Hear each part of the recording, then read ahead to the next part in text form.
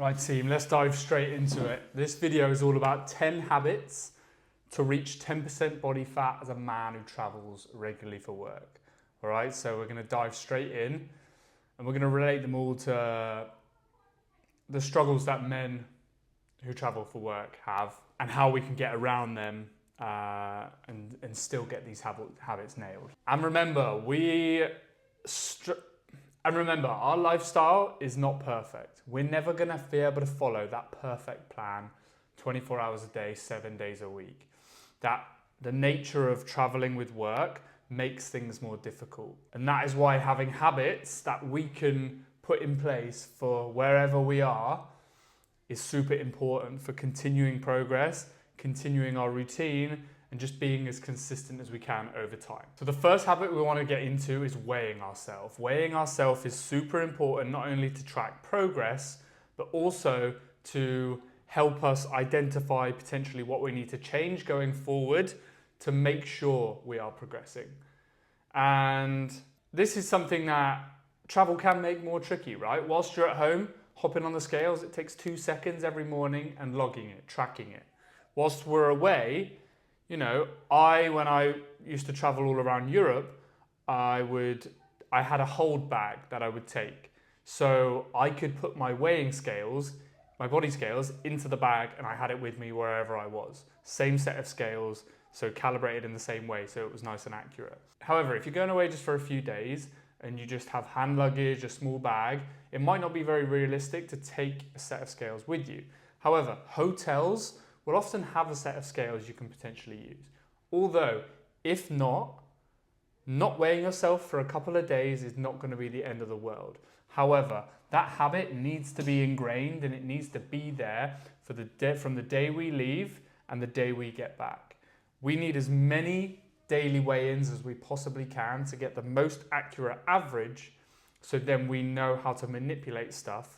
You may have only a couple of days before you head away on your next work trip, right? So we need some accurate data, or as much as we can, to be able to make adjustments to your plan to keep you progressing forward, all right? So weighing ourselves as often as we can is vital. And remember, your weight goes up and down, it fluctuates, and that's why taking as many as we can and taking an average over a week is super important, because there will be the odd day where it shoots up. It might drop a kilo, it might shoot up 2 kilos, but that's why we want the average. There's 1,000,001 reasons as to why our weight can fluctuate. Number 2 is some form of resistance training. This is a habit that I encourage all of my clients to start, whether they've done it before or whether they haven't.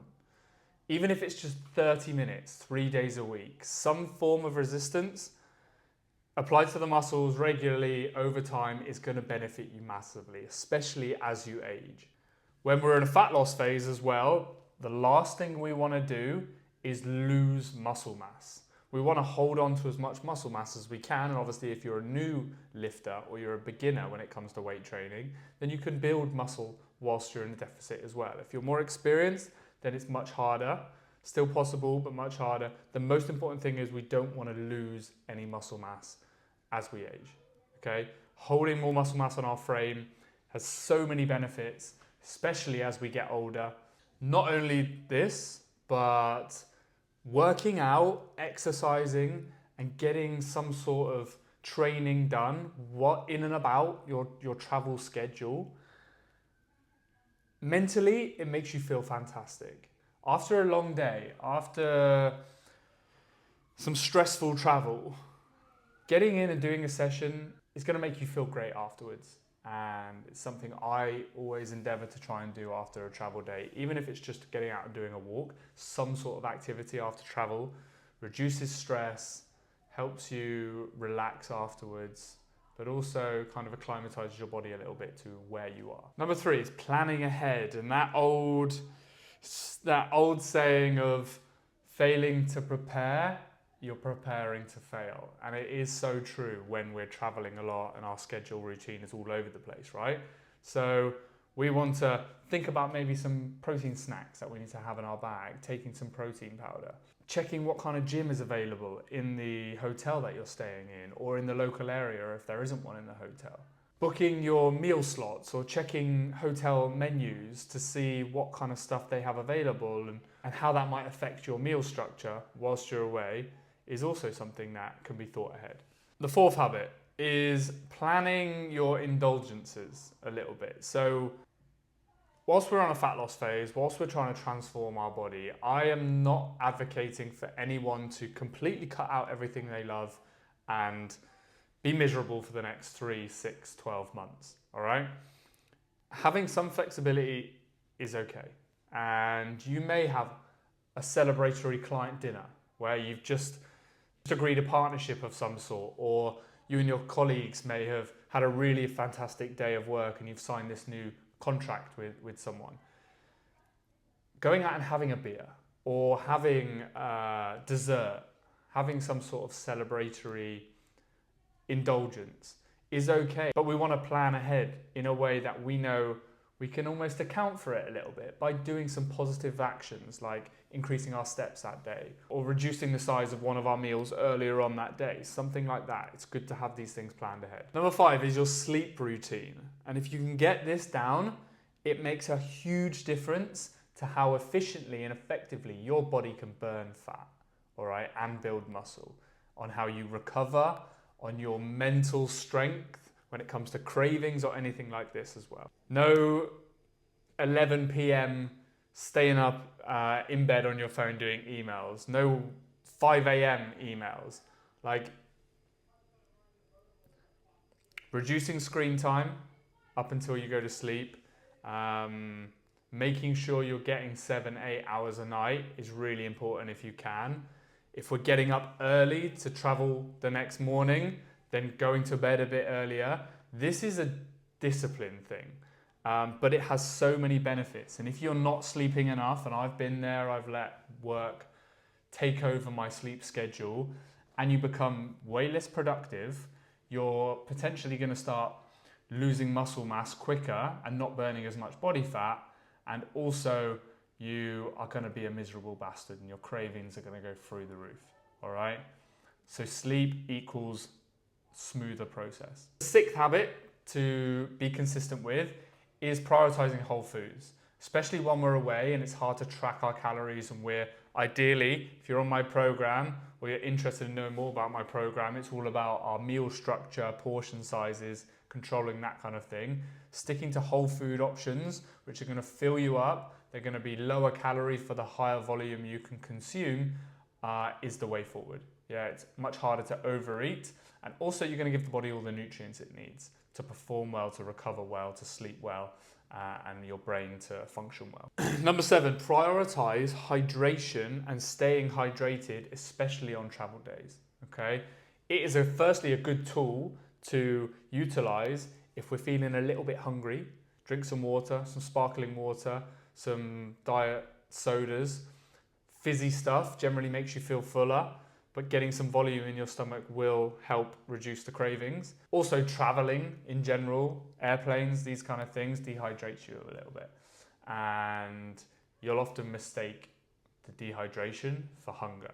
Habit number 8 is staying busy. And I bet every single person that's watching this, and I know I've been there, I'm sure everybody I know has been there, staying busy reduces your feeling boredom, and when we're bored, what happens? Cravings go through the roof. We just think about food because our brain isn't occupied. So do your best to stay busy, walk, explore, read, listen to podcasts, stimulate your brain or stimulate your body in some way. And there's no better way to do that for your fat loss is like by going out and being active in some sense. Number 9, and a habit which I encourage more people to do, especially the guys inside my program, is find forms of activity that you enjoy, that aren't considered like cardio, like going out for a run, but like things like golf or paddle boarding or tennis, paddle tennis, anything like that, some sort of activity which will help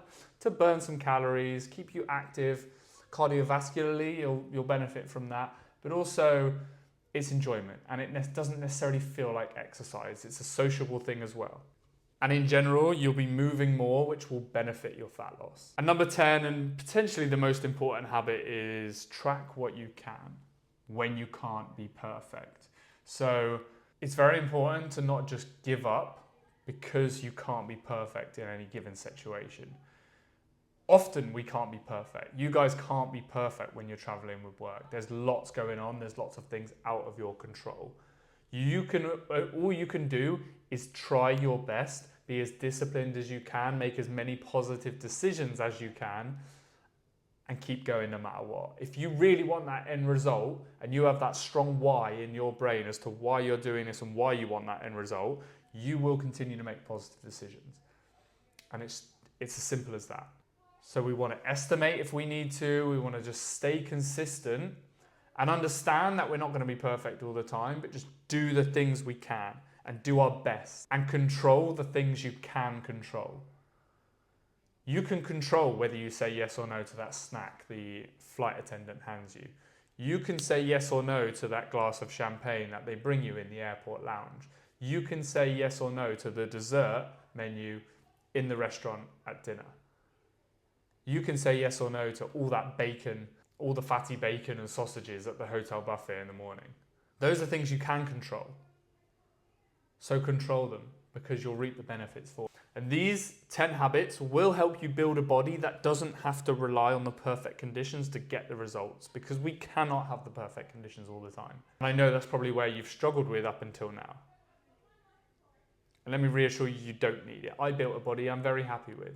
It's nothing crazy, but I'm very happy with, and I had all the struggles that you guys have at the moment.